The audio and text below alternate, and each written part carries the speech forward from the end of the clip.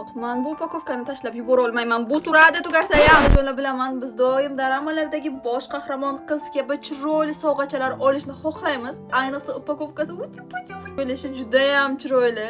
Keling, biz o'zimizni Chayno va Tixonimizni kutmagan holda o'zimizga go'zallik sovg'a qilamiz. XSY brendida esa aynan biz xohlagan sovg'a bor.